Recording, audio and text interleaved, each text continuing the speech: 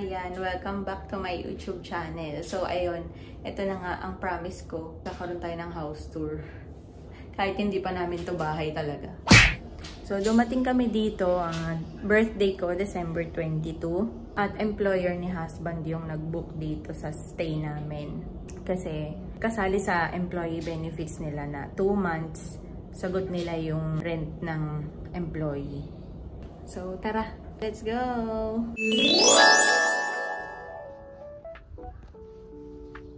Let's go!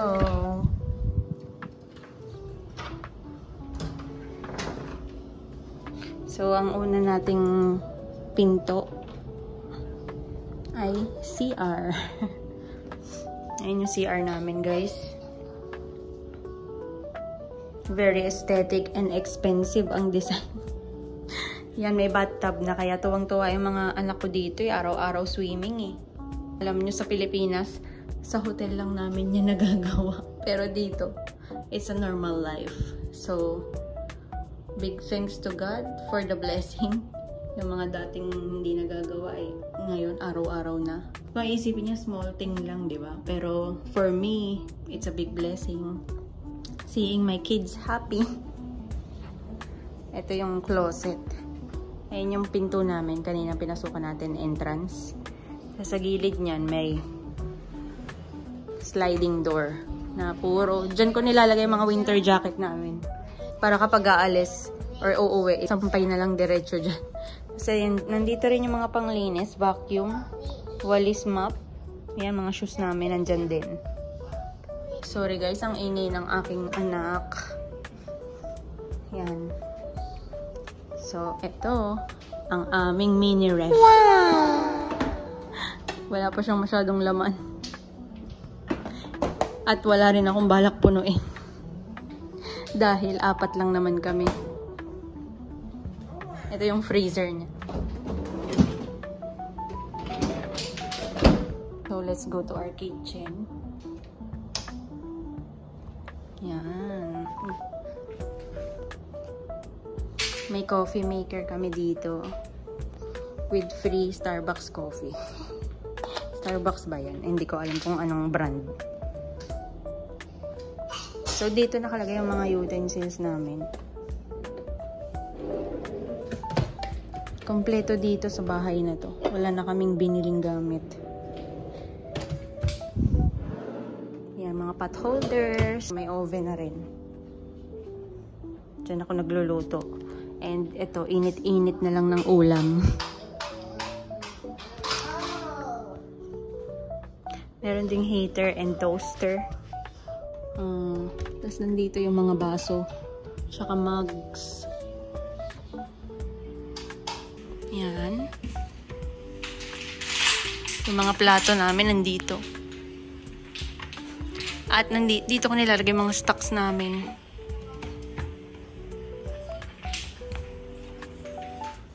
Tapos, ito yung room 1 namin. Ayan.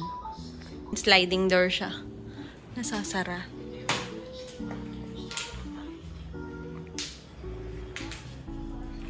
Ay, nako, may naglalarong bata. Say hi, kuya. Hi, I'm making the Wall-E robot. You're making Wall-E?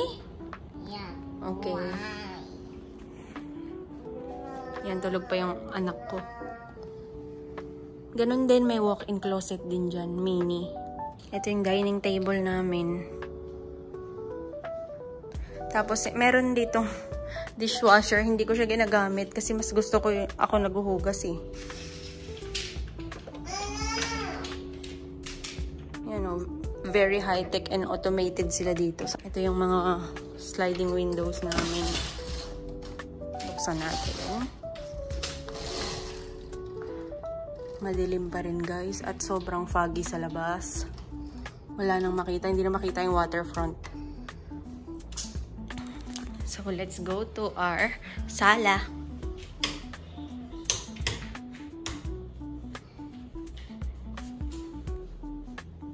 Yan guys, nandyan yung damitan namin dyan. Ginamit ko muna to sa aming mag-asawa. Tapos yung nandun sa kwarto, sa 2 kong babies, nandun yung mga damit nila.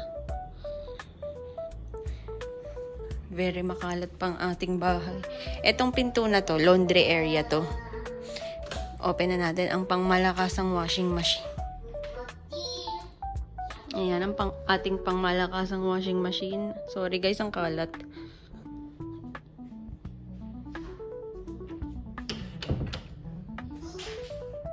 Ito yung sala namin.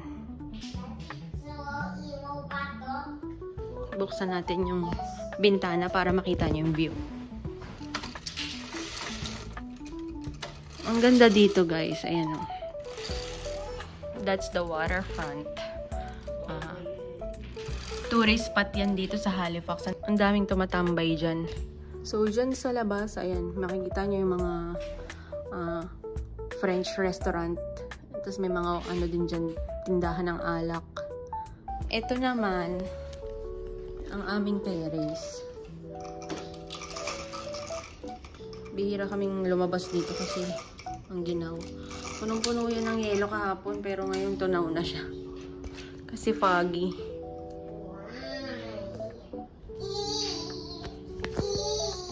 Open natin. Lamig! So, ayun.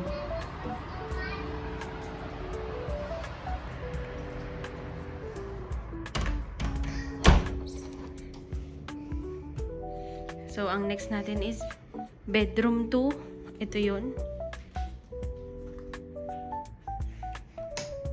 Charan. Sorry guys, ang gulo-gulo dahil tumatalon-talon dyan yung mga anak ko. Sobrang lambot kasi ng kama. Ayan yung bedroom namin. Number 2. Tapos ayan, may palamp sila dyan. And another TV. O diba? Pag nag-away yung magkapatid, paghiwalayin na lang natin ang TV para walang magulo. Tapos ito, another sliding window. Nakakita yung waterfront. Para siyang ano, puro glass tong bahay na to. Kaya very aesthetic yung design niya. Sa Pilipinas, no, pinapangarap mo yung gantong bahay. Pero dito sa Canada, normal lang yan sa kanila. Ganito talaga yung mga design usually ng mga condo units. Pero ang tawag dito, 2-bedroom apartment. Apartment pa lang to sa kanila. So, ayun, hindi ko pa naayos yan mga balikbayan box namin. So, ito yung CR. May sariling CR din yung bedroom 1. At saka yan. Diyan nag-office si Hubs. Diyan din ako nagbo-blower. So, punta tayo sa CR. Ang gulo ng mga gamit namin. Hindi pa yan ayos.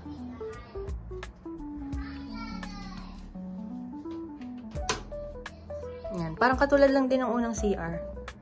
Kahit saan kami nagsi-CR din. Kaya magulo. Minsan sabay kami naliligo ni Hubs. Dun ako sa may bathtub kasama yung mga bata. Tapos siya dito. Pero dito walang bathtub. Ganyan lang siya. Yan.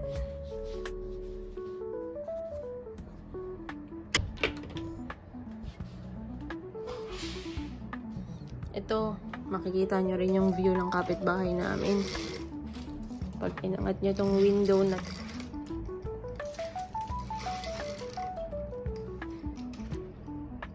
Puro yellow dyan sa bintana namin. No? Ayan, no? Ang cute na mga bahay dito, no? Para kang nasa Intramuros. Para siyang mga dollhouse. So, ayun lang.